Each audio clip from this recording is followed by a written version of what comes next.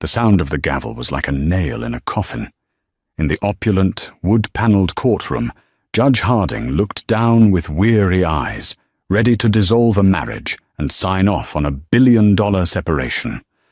Arthur Vance, the billionaire titan, smirked at his wife, Elena. He'd painted her as a gold digger, a footnote in his story, and he was seconds away from erasing her. His lawyers were sharks, and she was bleeding. The judge cleared his throat.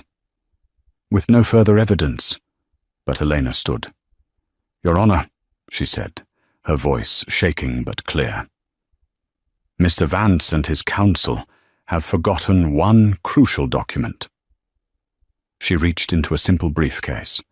The judge was ready to sign the divorce, until the billionaire's wife pulled out a prenup with his signature. The air in family courtroom 3B was thick and stale, smelling of old wood polish and quiet desperation. It was a sterile, beige room designed to dissect messy lives with cold precision. On one side sat Arthur Vance, a man who looked less like he was attending a divorce hearing and more like he was posing for the cover of Forbes. His suit was a custom-tailored Tom Ford, a deep charcoal grey that probably cost more than the average car. Beside him, his legal team, led by the infamous Marcus Thorne, was a wall of smug, expensive confidence. They shuffled papers, clicked pens, and occasionally whispered to their client, who would nod, a small, cruel smile playing on his lips. On the other side sat Elena Vance, looking like a ghost haunting her own life. She wore a simple navy blue dress, neat but unremarkable. Her hair was pulled back in a severe bun, and her face was pale, devoid of makeup. She looked small. Beside her sat Clara Bennett, a young lawyer whose briefcase looked like it was made of more vinyl than leather. To the casual observer, and to Arthur Vance, this was not a fair fight. It was an execution. Judge Lawrence Harding presided. He was a man in his late 60s, with a face etched by thousands of anemic afternoons, just like this one. He'd seen billionaires, paupers, actors, and con artists. He was, by all measures, impossible to shock. "Mr. Thorne," Judge Harding said, his voice a low gravel, "you have presented a compelling, if rather one-sided, argument for the division of assets. Your claim is that Mrs. Vance was a non-contributing partner to the marital estate?" Marcus Thorne, a man whose silver hair and shark-like smile had dismantled dynasties, stood up. "Precisely, Your Honor. Mr. Vance built his empire, Vance Dynamics, from the ground up through his own genius and relentless effort. Mrs. Vance, well, she attended charities. She decorated their homes. She was, by all accounts, a supportive, traditional wife. But a partner in the business? Absolutely not. She contributed nothing to the $14 billion valuation we are discussing." He gestured to a mountain of binders. "We have sworn affidavits from the entire board, including the COO, Ms. Serafina Dubois. We have financial records. Mrs. Vance's name is on no founding documents, no patents, no corporate charters." Arthur leaned back, steepled his fingers, and looked at Eleanor. His eyes were cold, triumphant. He was finally getting rid of the dead weight. "Mrs. Vance," Arthur had told her just 2 months prior in their cavernous, sterile kitchen, "is a relic of a life I've outgrown. You don't fit the new branding, Eleanor." Now in court, Judge Harding turned his gaze to Eleanor's side. "Miss Bennett, your response?" Clara Bennett stood. She was young, barely 30, and she looked nervous. She adjusted her glasses. "Your Honor, we dispute the categorization. Elena Vance was more than just a decorator." Thorne scoffed, loud enough for the court reporter to hear. "She was my client's emotional rock," Clara continued, her voice wavering slightly. "She was there before the billions. Before the— Feelings are not financial assets, counsel, Judge Harding interrupted, his patience clearly wearing thin. Do you have any documents? Any proof of contribution? Or are we just talking about emotional rocks? Arthur Vance chuckled softly. This was it. The humiliation was complete. Clara Bennett looked down at her notes, shuffled them, and then looked at Eleanor. Eleanor gave a single, almost imperceptible nod. Your Honor, Clara said, her voice suddenly finding a new, firmer register. We have spent 3 days listening to Mr. Thorne paint my client as a leech, as a simple, ornamental wife who hit the lottery by marrying a genius. A description she has yet to refute with evidence, Thorne snapped. Mr. Thorne, you will sit, the judge commanded.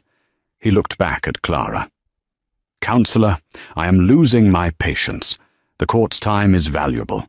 You have 5 minutes to present any new, relevant evidence, or I will be forced to rule on the motion to divide assets as per Mr. Thorne's petition, which, I will note, offers your client a one-time lump sum of $5 million for time served, so to speak, and vacating the premises.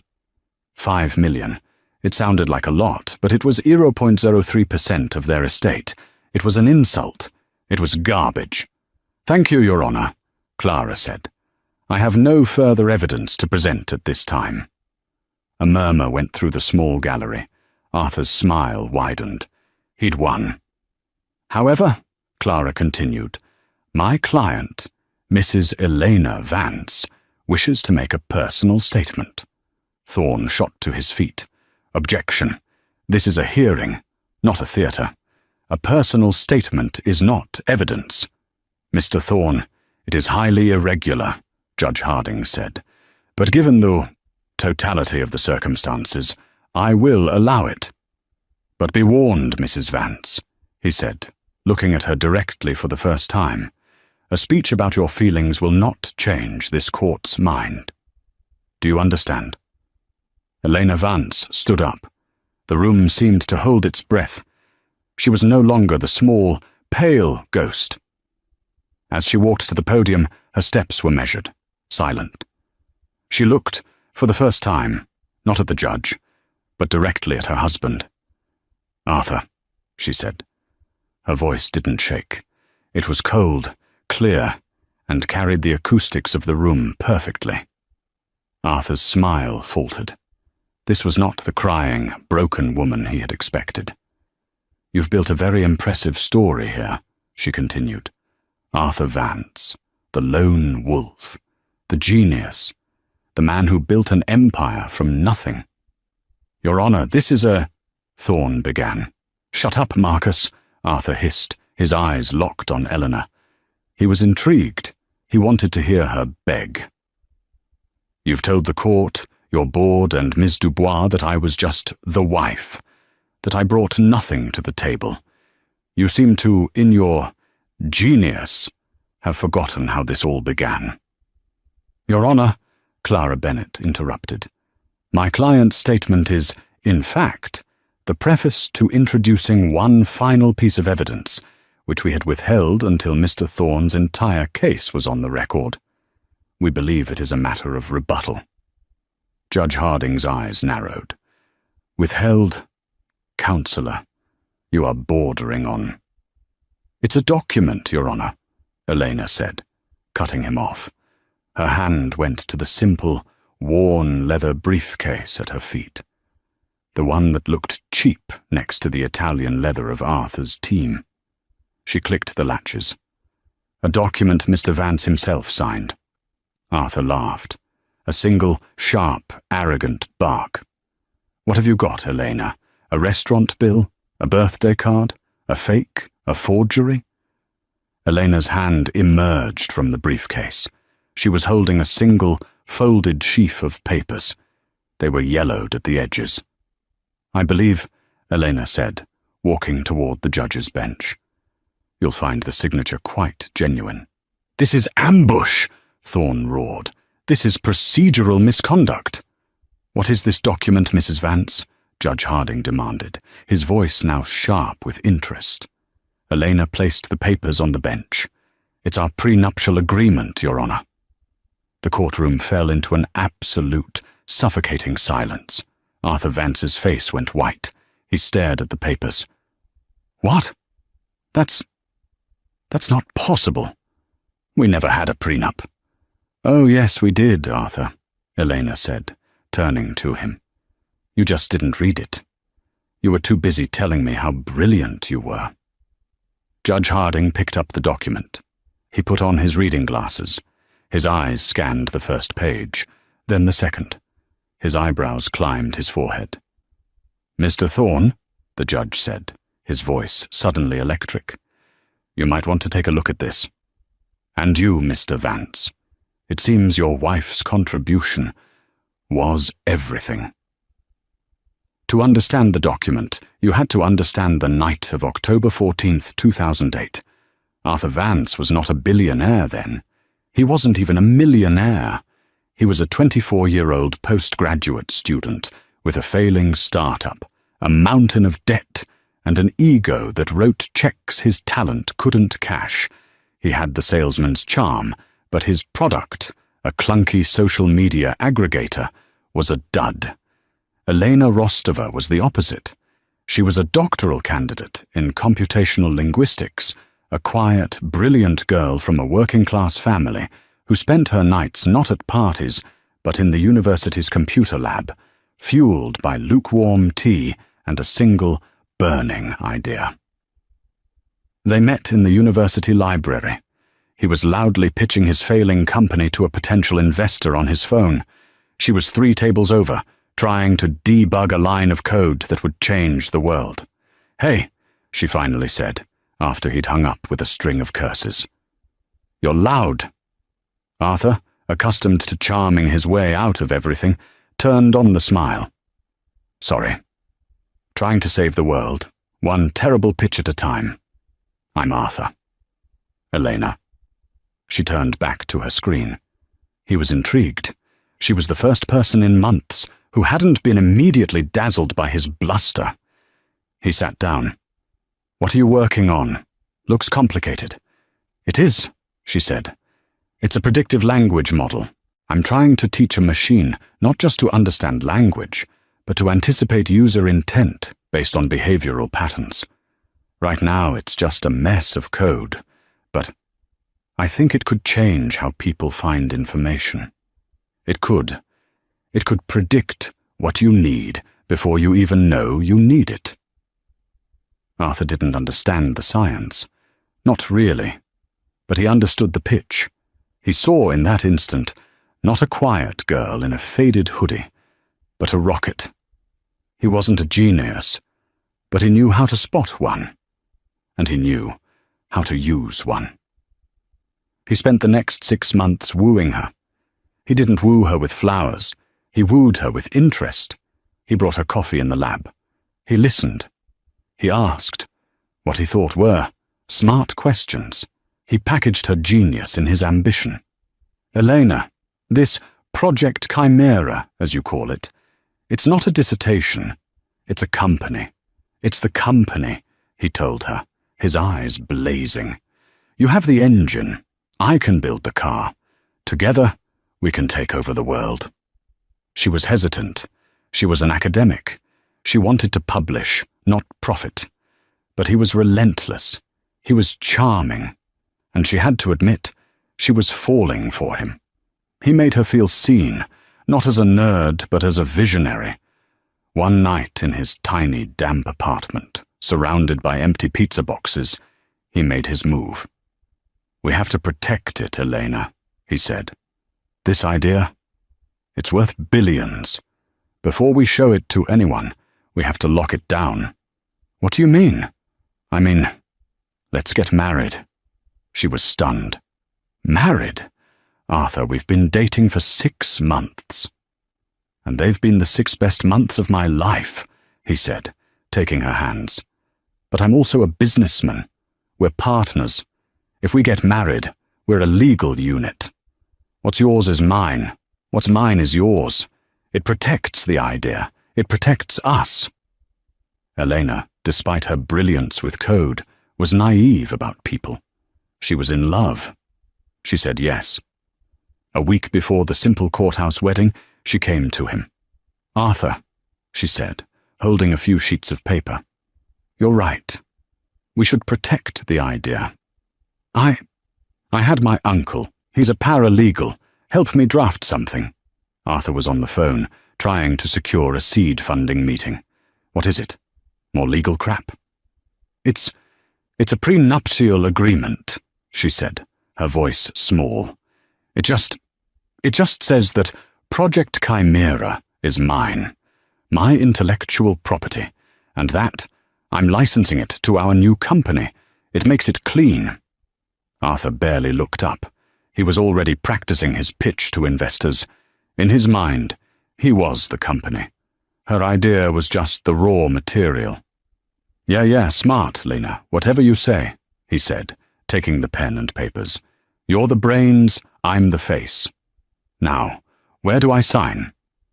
He scrawled his name, Arthur R. Vance, at the bottom of the last page without reading a single word of the first.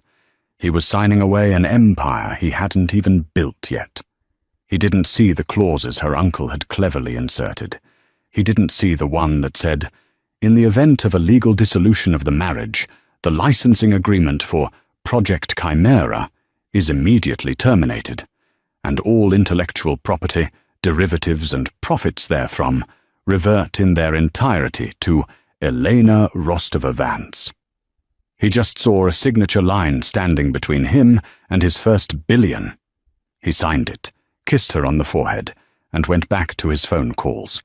"You're a genius, Lena," he said, patting the document. "Now let's go get rich."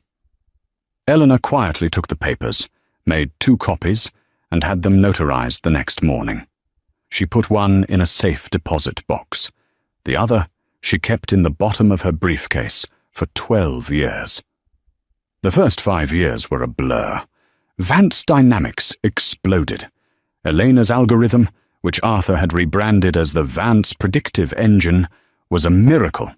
It transformed online advertising, then logistics, then financial markets. Arthur, with his slick hair, sharp suits, and flawless media training, became the face of a tech revolution. He was the Vance in Vance Dynamics. Elena, meanwhile, stayed where she was comfortable, in the lab. She was the chief innovation officer, though her name was never in the press releases. She led the team of coders, constantly refining Chimera, building new iterations, and keeping the company a decade ahead of its competitors. She worked 18-hour days, fueled by the same passion she'd had in college. She didn't care about the fame. She cared about the work. Arthur cared about the fame, and the money, and the power. The man who had once brought her coffee in the lab was now a man who flew to Davos, who had models on his arm at product launches, which he called networking, and who had started to believe his own press. He wasn't the man who knew how to use genius. In his mind, he was the genius. He started to see Elena not as his partner, but as a high-level employee. An employee who was, frankly, a bit of an embarrassment. She didn't dress the part. She didn't schmooze. She hated the galas, the yacht parties, the empty, glittering life he had built around them. "Elena, darling, you have to try," he'd sigh, fixing his cufflinks before another black tie event she was dreading. "These people are our partners. They don't want to talk about neural network optimization. They want to talk about art, skiing, money." "Then you go, Arthur," she'd say, nursing a cup of tea. "I have a new build to test." His resentment festered. He felt shackled to the quiet, brilliant woman who was, he knew in his darkest heart, the real reason for his success. He hated her for it. Then, 2 years ago, came Serafina Dubois. Serafina was everything Elena was not. She was a Harvard MBA with a background in hostile takeovers, a razor-sharp mind for marketing, and the predatory grace of a panther. Arthur hired her as his new chief operating officer. Serafina didn't just understand the branding, she was the branding. She was sleek, ruthless, and she adored Arthur. Or at least, she adored his power. She saw Elena immediately for what she was, the true center of power at Vance Dynamics, and therefore a threat. Serafina began a quiet, corporate war. She restructured departments, moving Elena's core team of loyal coders to different projects. She rerouted Elena's reports, forcing them to go through her. She began translating Elena's technical briefs for the board, slowly taking credit for the innovations. Elena is a pure academic, Serafina told the board, her voice dripping with faux respect. She is the heart of our R&D, but she doesn't have the scalable vision for where we're going. I'll be taking her Project Chimera and productizing it for the new global market. Arthur, by then already deep in an affair with Serafina, let it all happen. It was perfect. He was sidelining his wife, installing his mistress, and consolidating his own stolen legacy. The final betrayal wasn't in the bedroom. It was in the boardroom. Eleanor was called into Arthur's office, a vast glass box overlooking the city. Serafina was there, sitting not in a guest chair, but behind the small conference table, as if it were her office. "Elena," Arthur started, not meeting her eyes, "we're making some changes, a new direction. We're grateful for all your foundational work." "Foundational work," Elena repeated, her blood running cold. "Vance Dynamics is moving past the R&D phase," Serafina cut in, her voice smooth as glass. "We're a global logistics and market maker now. The board and Arthur feel that your role as CIO is redundant." "Redundant?" Elena looked at Arthur. "My lab is the entire company, Arthur. Project Chimera is the company." "No, Elena," Arthur said, finally looking at her. His eyes were dead. "I am the company, the brand, the vision. You're a coder. We're promoting you. You'll be given a new title, Chief Research Fellow, a lifetime stipend. You can tinker, write papers, whatever it is you do. But you will no longer be an officer of this company. Serafina is taking over all product divisions, effective immediately." It was a public execution. He was exiling her, stealing her life's work and handing it to his mistress. Elena just stared at him. The man she had loved, the man she had built this world for, was a stranger, a thief. "I see," she said, her voice quiet. "We'll have security escort you," Serafina said, picking up her phone. "That won't be necessary," Elena said. She turned and walked out of the office, past the glass walls, past the employees who wouldn't meet her eyes. She went to her own office, which was already being packed into boxes. She picked up her purse and her old leather briefcase. She didn't go home to their sterile mansion. She went to a small, unassuming law office in a strip mall. The sign read, "Clara Bennett, Eskimos, Family Law." Clara was the daughter of her old college roommate. She was young, hungry, and had just passed the bar. "Clara," Elena said, sitting down, "I'm going to be divorcing my husband. It's going to be complicated."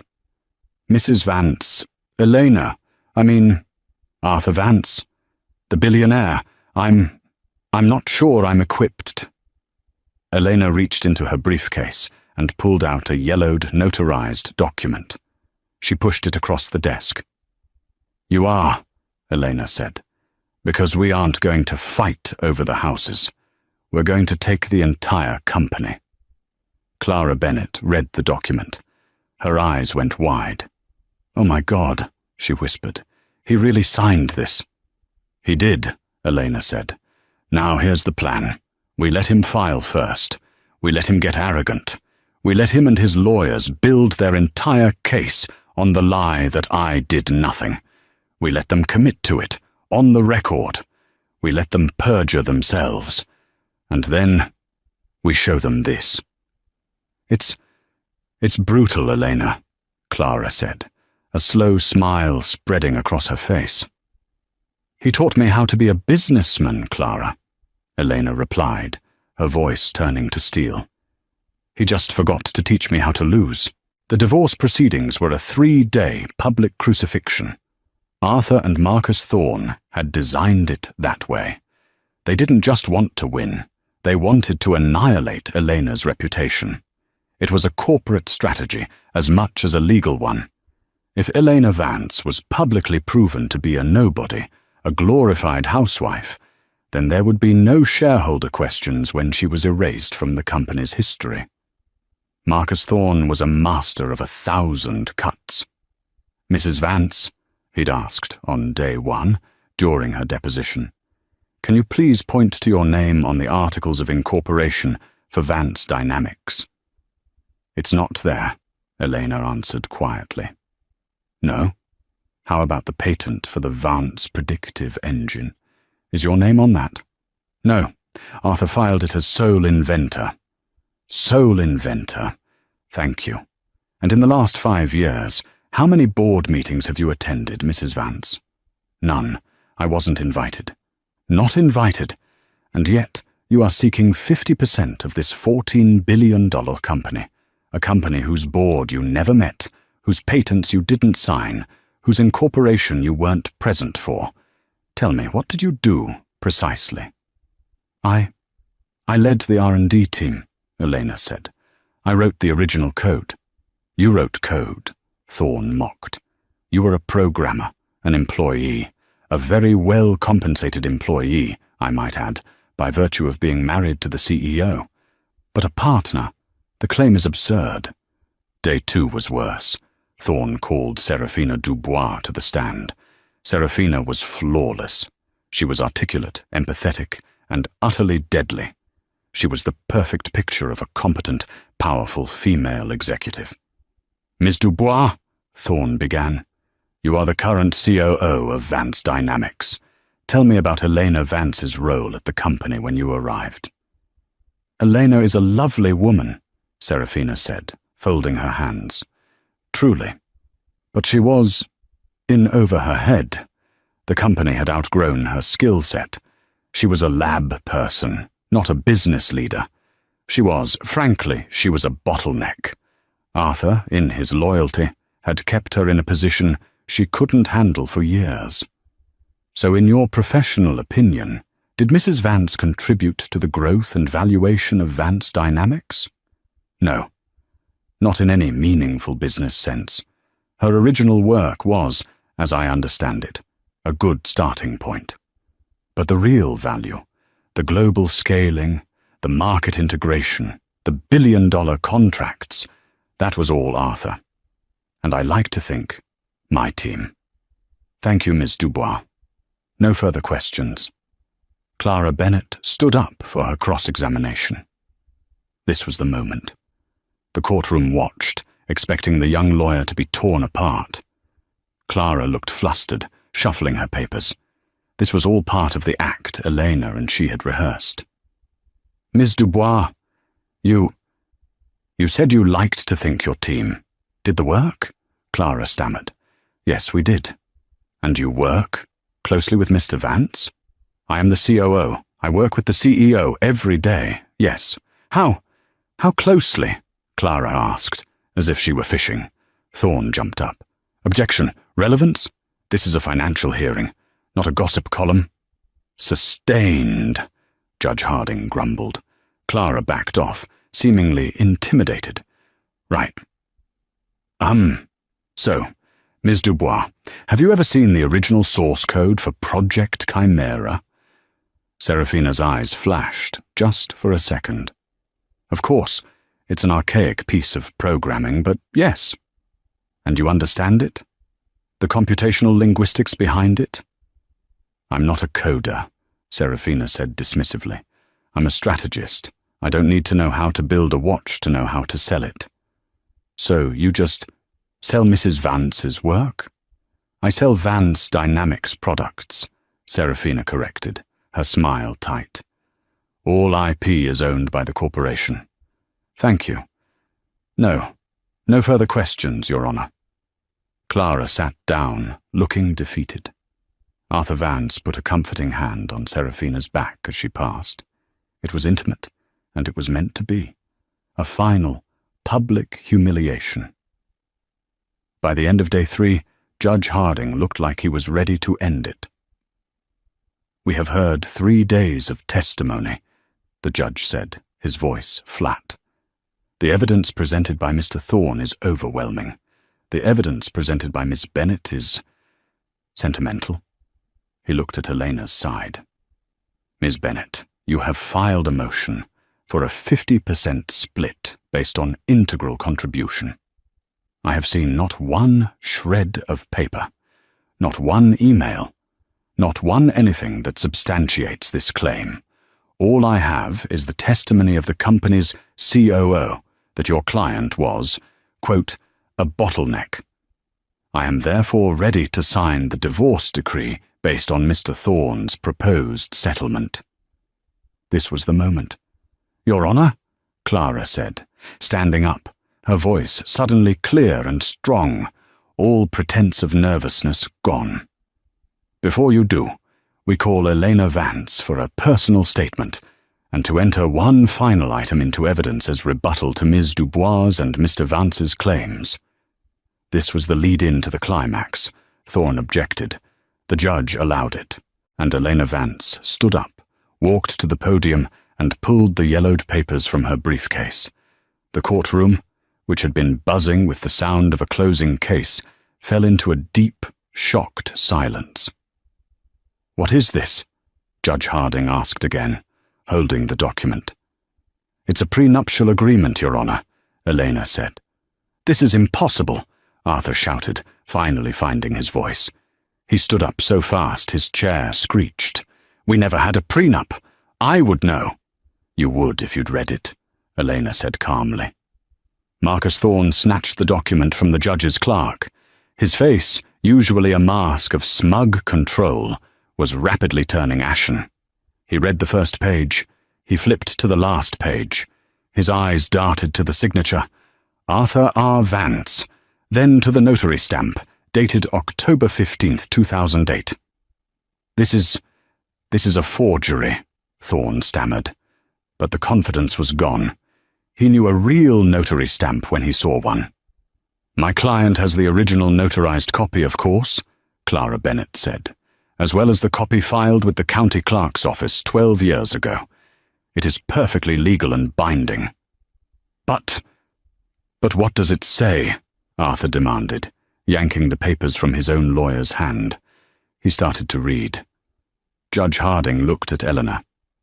Mrs. Vance, perhaps you can enlighten the court. Mr. Thorne has built his entire case on your lack of contribution. What does this document say? Elena looked at Arthur, whose face was draining of all color, his hands visibly shaking as he read. It says 2 things, Your Honor, Elena said. Arthur and I were young. I was a scientist, and he was a businessman, so we agreed to keep our assets separate. Thorne let out a choked laugh. Separate? His assets are $14 billion. What did you have? Student loans? I had Project Chimera, Elena said. The blood drained from Thorne's face. Clause 1, Elena recited from memory, states that all premarital assets of Arthur R. Vance, consisting of his failed startup, agro-social, and student debt, remain his, and all premarital assets of Elena Rostova, consisting of her intellectual property, Project Chimera, an algorithmic predictive language model, remain hers. No, Arthur whispered. No, no, no. Clause 2, Elena continued, her voice gaining power, is a licensing agreement.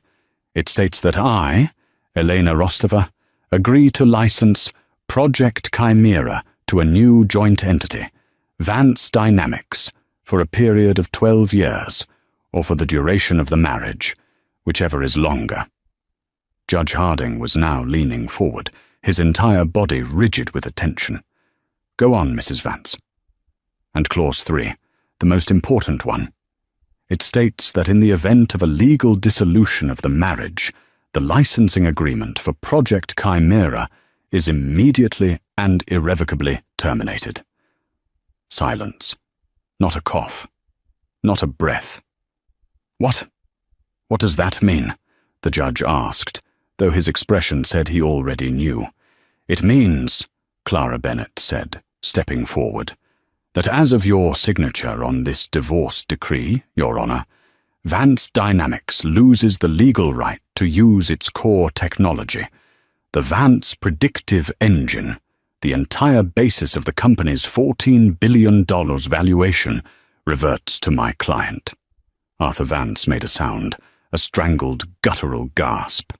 She can't, he stammered, looking around wildly. She can't just... Take it.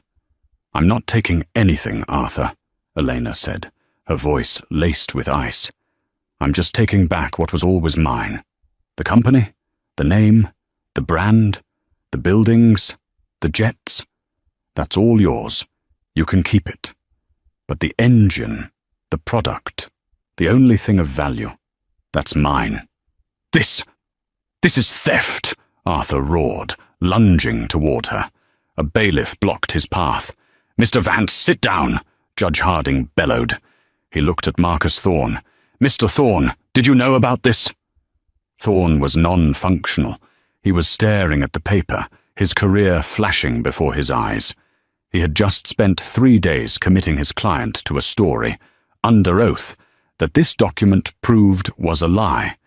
He had allowed his client and his star witness, Serafina Dubois, to perjure themselves. Your Honor, Thorne whispered, this document, it's unconscionable. It's fraud. It's a contract, Mr. Thorne, Judge Harding snapped, signed by your client, a contract you, as his lawyer, clearly never bothered to ask him about. You built your entire case on a foundation of sand. You claimed Mrs. Vance contributed nothing, when in fact she contributed everything. You claimed she was a bottleneck, when she was the source. The judge threw the prenup down on his desk. He looked at Arthur Vance, his eyes burning with a cold fury. Mr. Vance, you and your counsel have, in a spectacular, almost biblical fashion, argued your way out of an empire. You came in here to strip your wife of her dignity. You have, instead, stripped your own company of its core asset. He looked at Serafina Dubois, who was trying to slip out of the courtroom. Ms. Dubois, sit down. You may have criminal exposure for perjury. Serafina froze, pale as a sheet. The judge turned back to Arthur. You want the divorce? Fine. You want to pay her a lump sum of $5 million? Fine. He grabbed his gavel. I am signing the divorce decree as requested by the petitioner, Arthur Vance. Bang. The marriage is dissolved. And per the now executed Clause 3 of the prenuptial agreement, the licensing agreement between Elena Vance and Vance Dynamics is hereby terminated. He looked at Elena. Mrs. Vance, you are now a free woman, and it appears you are the sole owner of the most valuable algorithm in the world. As for you, Mr. Vance, you are the CEO of a $14 billion company that, as of, he checked his watch, 11:34 a.m., no longer has a product to sell. The aftermath was not a slow crumble. It was an implosion. The moment the gavel fell, the journalist in the back row was already on his phone, filing the story. By the time Arthur Vance stumbled out of the courtroom, his $5,000 suit looking like a Halloween costume, the first alerts were hitting phones worldwide. Vance Dynamics billionaire loses entire company in divorce. The prenup that destroyed an empire. Who is Elena Vance? Vance Dynamics stock halted as core IP reverts to ex-wife. Arthur didn't speak. He pushed through a sudden swarm of cameras, his face a mask of purple rage and disbelief. Marcus Thorne was right behind him, already fielding a call from the board, his voice a panicked squeak. Serafina Dubois had been detained by the bailiff for a conversation with the judge about her testimony. Elena and Clara, however, were in no rush. They gathered their papers slowly. Elena adjusted her simple bun in the reflection of the courtroom window. "Are you okay?" Clara asked her. "I am," Elena said, and she was surprised to find that she was. The fear, the anger, the years of quiet humiliation, it had all evaporated with the strike of the gavel. All that was left was a quiet, cold calm. "What's next?" Clara asked. "Now," Elena said, clicking her briefcase shut. "We build." While Arthur was locked in a screaming match with his lawyers, Elena and Clara were in a war room they had pre-booked at a nearby hotel. Within an hour, Elena, as the sole owner of Project Chimera, had a new legal team, with Clara as lead counsel, filing injunctions. A cease and desist order was delivered to Vance Dynamics headquarters, legally barring them from using, accessing, or selling any product related to the Vance predictive engine. The stock, when it was allowed to resume trading, bottomed out. It fell 98% in a single day. The $14 billion valuation was gone. The company was nothing but a name, some servers, and a lot of empty, expensive real estate. Arthur Vance, the Titan, was left holding an empty shell. The board of directors convened an emergency meeting, and in a unanimous vote that took less than 5 minutes, fired Arthur Vance for gross negligence and fraudulent misrepresentation to the board. He was escorted from the building he had put his name on, carrying a single cardboard box of his effects. Serafina Dubois was fired for cause and was facing a criminal investigation for perjury. It was a total, complete, and surgical dismantling. 2 weeks later, the business world was rocked by another announcement. A new company, Chimera Applied Sciences, had just been formed. Its founder and CEO was Elena Vance. Its first acquisition was a portfolio of distressed assets, namely the servers, offices, and employee contracts from the now bankrupt Vance Dynamics, which she bought for pennies on the dollar. She rehired her original R&D team, the ones Arthur and Serafina had scattered. She promoted the loyal ones, and she sat down in the CEO's chair, her chair in her building, and got back to work. She didn't change the name on the building. She kept it. She wanted every person who entered to remember what happened when Arthur Vance forgot who the real Vance in Vance Dynamics was. 6 months later, the name Vance meant something entirely different in the financial world. It was no longer a synonym for arrogant, cutthroat success. It was a parable. Vance Dynamics, the corporate husk Arthur had been left with, was a dead thing. It declared Chapter 11 bankruptcy a mere 48 days after the divorce, its name so toxic that no investor would touch it. The only bidder for its assets, the servers, the patents Arthur had filed under his own name, the towering glass building, was a newly formed entity that purchased them all for 10 cents on the dollar. That entity was Chimera Applied Sciences. Its founder and CEO was Eleanor Vance. The atmosphere inside the building, now stripped of the cold, pretentious art and the looming portraits of Arthur, was electric. The glass-walled offices were now open-plan collaboration spaces. The executive floor, once a silent, carpeted tomb of fear, was loud with debate and discovery. Whiteboards, covered in complex equations and flowcharts, had replaced the Italian marble. Elena had rehired her entire original team, The brilliant coders and engineers Arthur and Serafina had scattered and had given them shares, autonomy, and a mission. She was not a CEO in the way Arthur had been. She didn't rule from a throne. She was in the labs, a coffee mug in one hand, a stylus in the other, arguing with her top engineers over a line of code. She ate in the cafeteria. She knew the names of the janitors, and the company, free from the bloat of Arthur's vanity projects and Serafina's parasitic marketing divisions, was thriving. Project Chimera was more than just a predictive engine for ad sales. Elena was now applying it to medicine, logistics, and even climate science. Chimera Applied Sciences was valued at $8 billion after its first quarter earnings call, and analysts predicted it would triple that within 2 years. The Forbes cover, when it came, was inevitable. But it wasn't the shot Arthur would have demanded.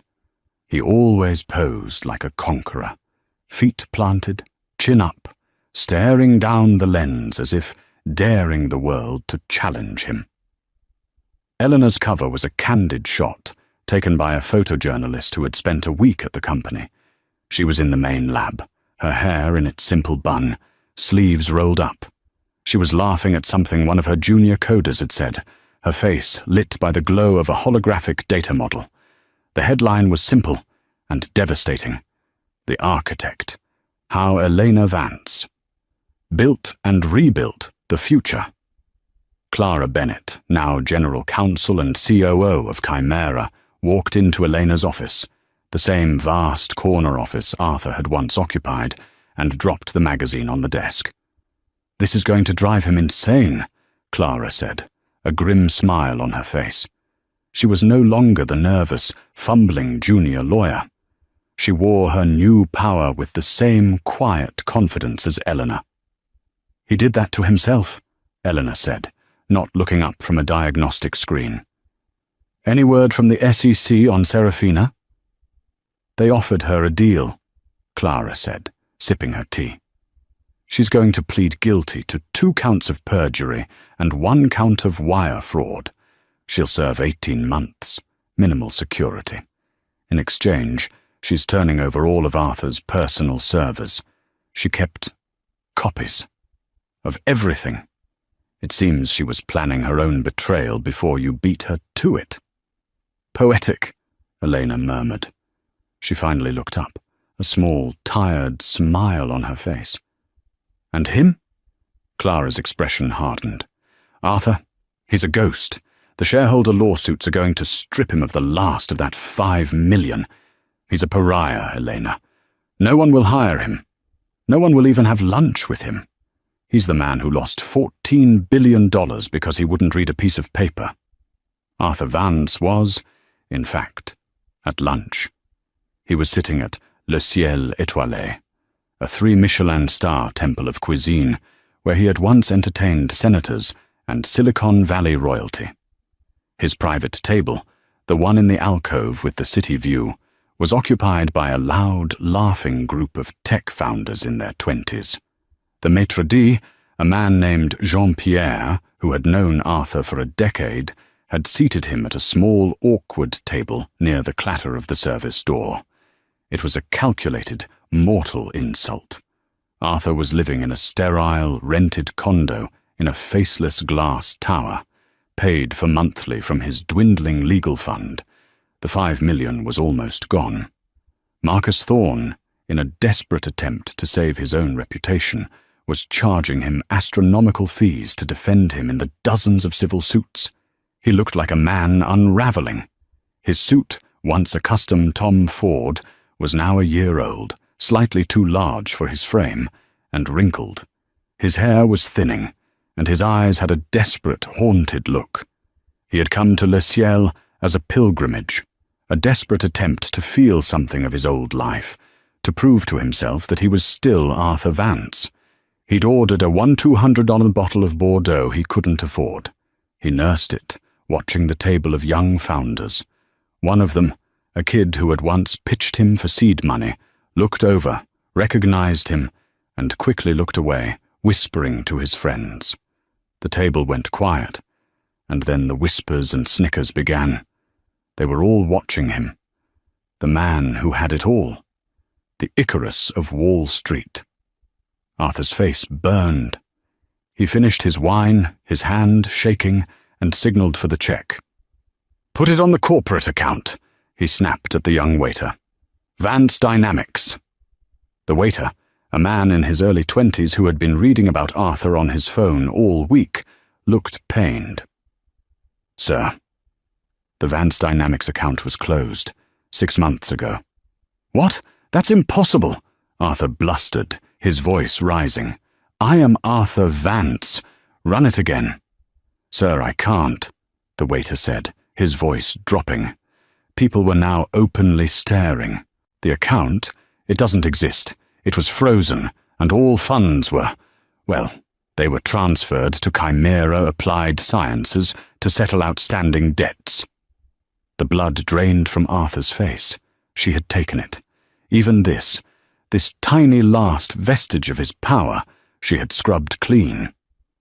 "Fine," he hissed, fumbling for his personal wallet. He pulled it out. It was a thin, worn piece of leather, not the proud, overstuffed alligator wallet he used to carry. He opened it. Inside were $200 bills and a debit card. His hand trembled as he pulled out the cash. He threw both bills onto the table, covering the $1,500 check. "Keep it," he spat, trying to salvage one last shred of dignity. "Sir," the waiter said, his face now a mask of pity. "The wine alone was... This isn't enough." It was the final, devastating humiliation. Arthur Vance, the billionaire, couldn't cover his lunch. He stared at the bill, then at the cash, his mind simply unable to process the math. He was broken. He threw his debit card on the table. "Just run that. Whatever." He didn't wait for the receipt. He stood up, his chair scraping loudly, and walked, almost ran, from the dining room. He didn't wait for his coat. He pushed past Jean-Pierre, who looked at him with cold disdain, and stumbled out onto the street. The cold November air hit him like a slap. He was a king with no kingdom, a genius with no ideas, and a rich man with no money. He was, finally, nothing. At that exact moment, miles away, in the office that had once been his, Elena Vance was on a video call with a team in Kyoto. They weren't discussing ad revenue. They were fine-tuning a new application for Project Chimera, an algorithm designed to model tectonic plate stress, capable of predicting major earthquakes with 72-hour accuracy. It was a humanitarian project she was funding herself. Clara came in, not with a legal document, but with 2 steaming mugs of tea, just as she had in their college lab days. She set one on Eleanor's desk. "You saw the news about Arthur?" Clara asked quietly. Eleanor looked up from her screen, her eyes clear and focused.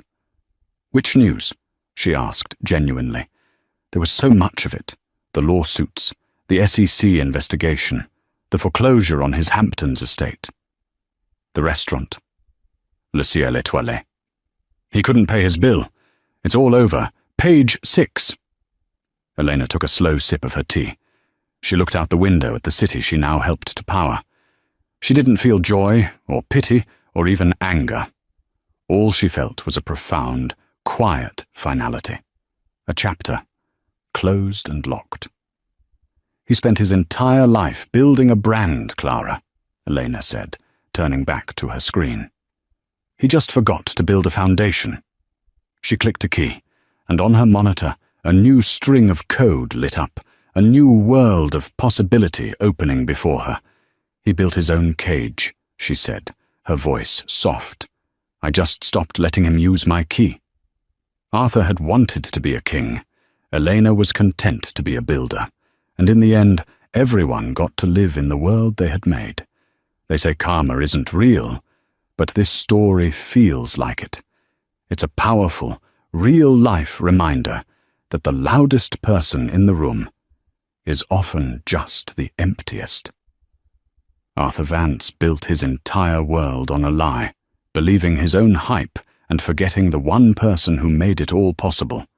He thought he was a king, but he was just a man living in a castle built and owned by his queen.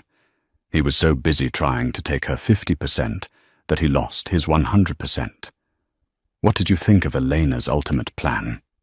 Was it cold-blooded, or was it perfect justice? Let me know your thoughts down in the comments. This story took a long time to put together, so if you enjoyed this drama, please show your support by hitting that like button. It really helps the channel. And if you haven't already, make sure you subscribe and ring that notification bell so you never miss another story of truth, lies, and the moment it all comes crashing down. Thank you for listening.